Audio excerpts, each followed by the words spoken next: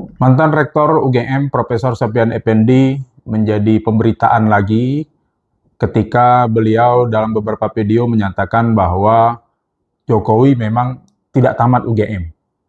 Nah, pada saat beliau menyatakan itu, tentu saja bagi kelompok yang membenci Jokowi atau kelompok yang pro yang menyatakan bahwa ijazah Jokowi palsu, tentu ini mendapat semacam angin segar baru pernyataan Prof. Sopyan Effendi. Apalagi di embel-embel kemudian beliau adalah mantan rektor UGM. Saya pribadi sebagai orang hukum, sebagai pembelajar hukum, sejak tahun 92 saya kuliah hukum, dan kemudian tentu sebagai aktivis kampus, saya juga mengikuti berbagai dinamika politik. Nah, beliau setahu saya adalah seorang guru besar ilmu sosial dan ilmu politik. Dan beliau itu sudah punya nama sebelum beliau jadi rektor UGM. Nah, jadi ada beberapa orang ini kan begini, ada orang yang dikenal karena jabatannya. Nah, lalu kemudian dikenal sebagai orang di level nasional karena jabatannya.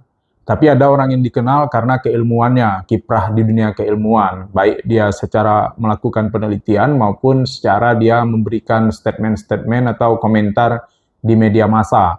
Nah, atas Prof. Sopyan Effendi, saya mengenal beliau justru sebelum jadi rektor. Jadi beliau terkenal dulu, baru kemudian menjadi rektor. Oleh karena itu, seorang Prof. Sopyan Effendi, dari segi kapabilitas, kemudian integritas, saya kira kita semua tahu, semua tidak meragukan. Maka ketika muncul pernyataan itu dari seorang sekelas Prof. Sopyan Effendi, tentu saja ini menjadi semacam kekuatan tambahan bagi penuding ijazah Jokowi itu palsu. Nah, saya bukan pendukung Jokowi seperti ada yang dituduhkan oleh komentator di YouTube, video-video YouTube kita, dan saya juga bukan pendukung Roysio. Saya adalah seorang dosen hukum pidana. Nah, tugas kita sebagai dosen hukum ya melakukan pengabdian masyarakat, ya salah satunya adalah sosialisasi, baik di pengadilan, di kepolisian, maupun melalui media yang lebih luas seperti video-video di YouTube ini. Nah, tak lain tak bukan tujuan saya ya semata-mata memberikan pencerahan ya kepada masyarakat, meluruskan informasi yang tidak sesuai dengan kaedah ilmu hukum dan hukum yang berlaku. Nah, itu saja tugas dan misi kita sebagai dosen. Kita tidak jadi apa-apa. Jadi ada yang mau nuding kita mau jadi komisaris, enggak ada pikir kita ke situ. Kita bahagia jadi dosen. Bahagia-bahagia saja kita dengan jadi dosen. Dan kita juga bukan pejabat struktural di kampus yang penting juga di kampus. Jadi kita hanya murni menyampaikan apa yang perlu kita sampaikan dalam perspektif, dan ini bagi saya adalah proses pembelajaran dengan mengemas isu-isu aktual. Bahwa ini kemudian berefek pada YouTube, iya tentu nggak masalah. Saya kira itu halal dan legal apa yang kita lakukan. Nah, jadi tidak untuk mencari kepentingan pribadi. Oleh karena itu murni apa yang saya sampaikan berimbang. Sebagaimana azas hukum, audi ad alteram parte. Kedua belah pihak harus didengarkan. Jadi apa yang saya sampaikan adalah murni berdasarkan hasil pemikiran saya terkait dengan apa teori-teori hukum, kemudian berdasarkan hukum yang berlaku. Bahwa kemudian apa yang saya sampaikan menurut saya lurus, tapi kemudian ditafsirkan oleh orang-orang tidak lurus, ya itu murni kembali kepada pemikiran subjektivitas teman-teman masing-masing. Karena hukumnya memang seperti ini, seperti itulah hukum. Maka hukum itu noh suhen eine juristen pongrip panreh. Jadi tidak ada seorang pun yang dapat mendefinisikan hukum secara menyeluruh. Karena kalau kita misalnya menyampaikan sesuatu, walaupun menurut kita itu lurus, tapi bagi pihak terdakwa mungkin itu terasa tidak adil. Atau sebaliknya, walaupun lurus, tapi bagi penuntut umum mungkin itu terkesan tidak adil. Karena keadilan itu seginya banyak. Maka sampai hari ini kita tidak dapat mendefinisikan hukum itu dengan cara memuaskan masyarakat. Karena hukum bersifat abstrak. Nah, jadi itu kepentingan saya dalam menyampaikan video-video ini.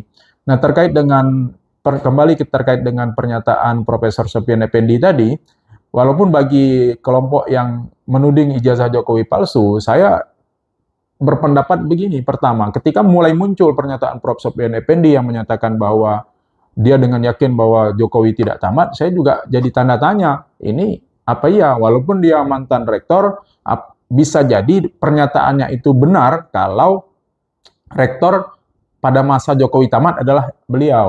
Nah, tapi walaupun beliau rektor, saya kan dosen nih, saya tidak hafal mahasiswa-mahasiswa saya yang tamat.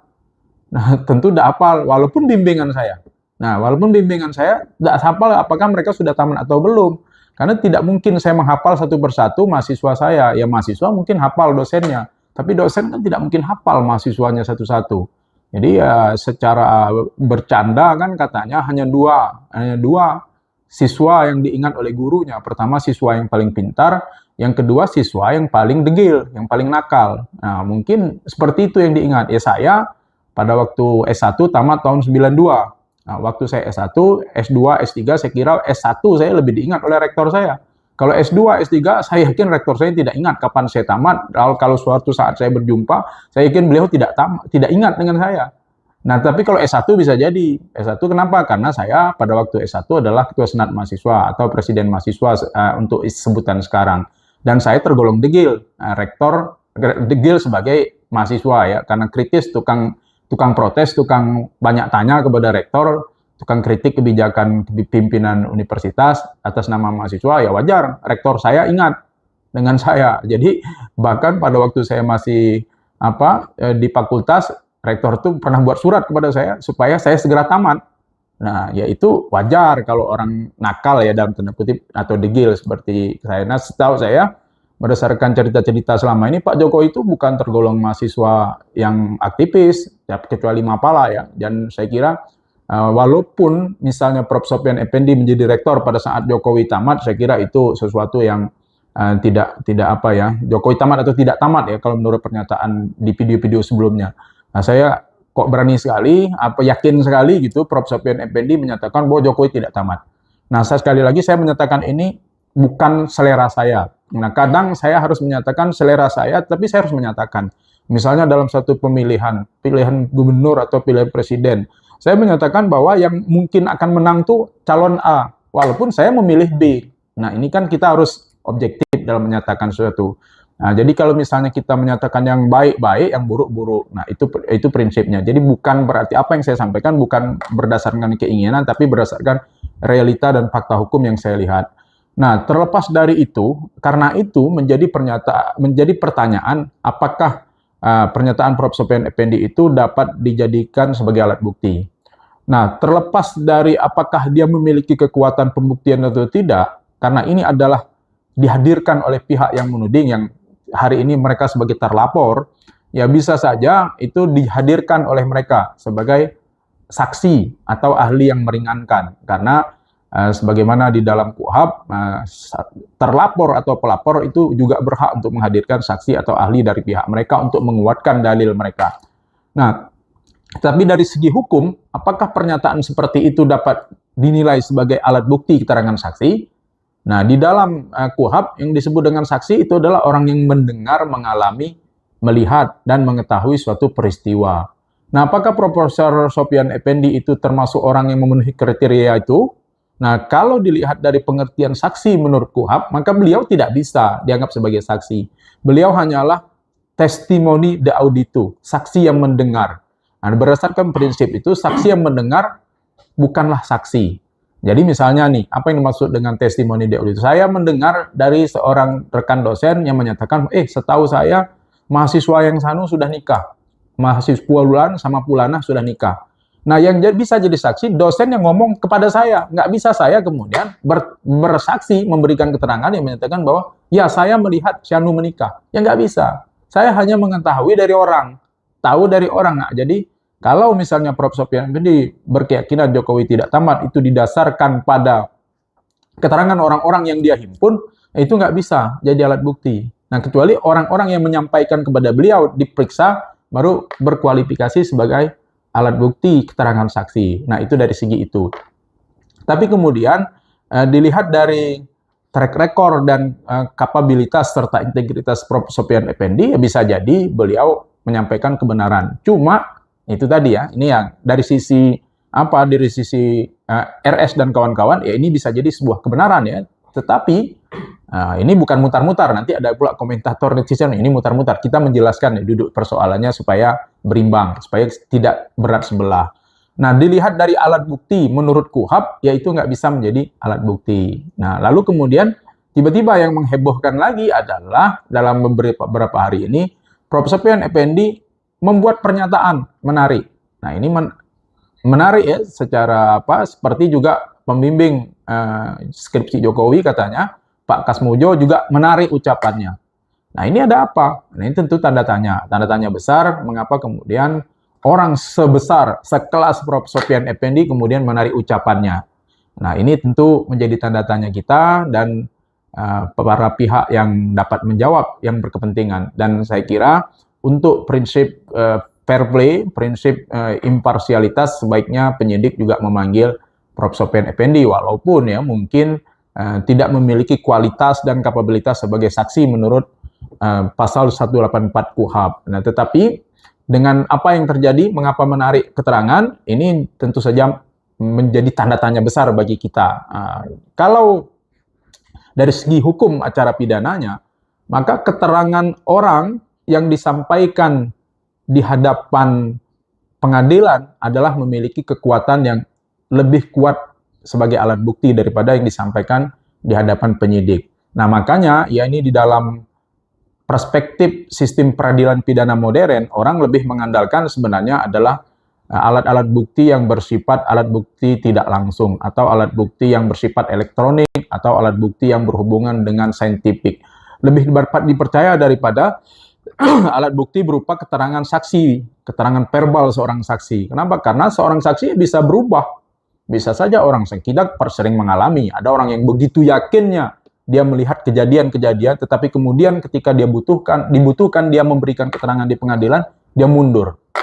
Nah, ini kan makanya kekuatan pembuktian hari ini kita memang lebih bagus mengandalkan kekuatan pembuktian yang bersifat ilmiah daripada keterangan manusia yang memberikan keterangan secara lisan.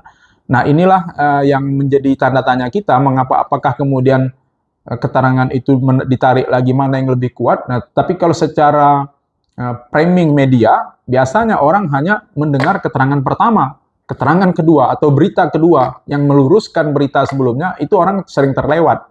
Nah, maka kita jangan lupa, tetap cermat, ya, tetap bijak dalam bermedsos, tetap bijak dalam membaca, jangan lupa mengklarifikasi dan mengkonfirmasi berita-berita yang ada.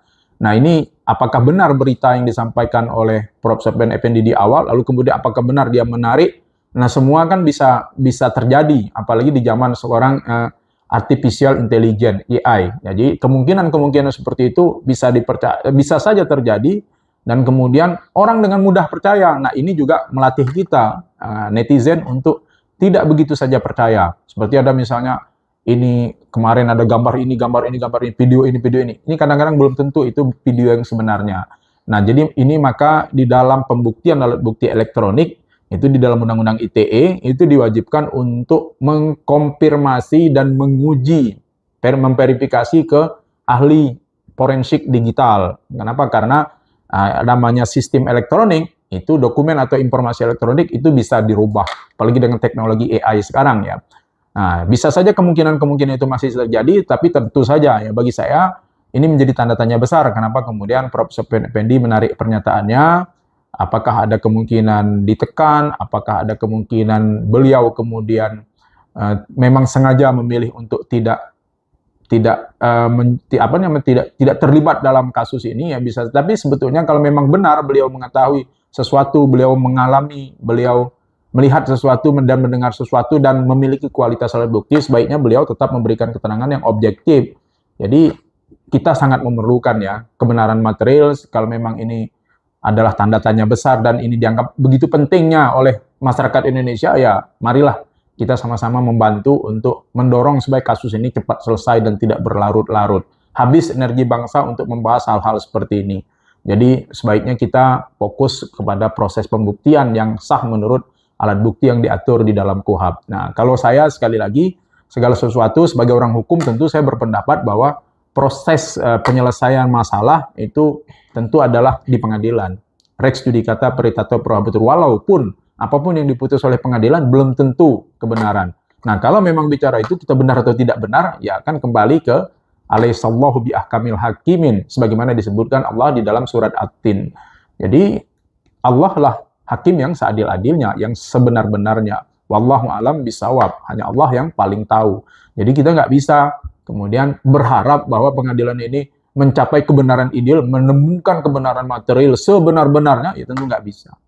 Nah, inilah tentu penegak hukum kita punya batas-batas kemampuan yang tidak bisa melebihi kemampuan kebenaran yang sebenarnya. Tapi ini adalah kebenaran yang kita lakukan melalui proses-proses ilmiah sebatas yang dapat kita lakukan dan tidak dibebani dosa ketika kita sudah melakukan berbagai ikhtiar untuk menemukan kebenaran itu. Karena pemilik kebenaran hanyalah Allah Subhanahu wa taala. Demikian, jika berkenan silakan like, share, dan subscribe video-video kita untuk tetap terus berkembang. Yang tidak berkenan silakan skip. Terima kasih. Wassalamualaikum warahmatullahi wabarakatuh.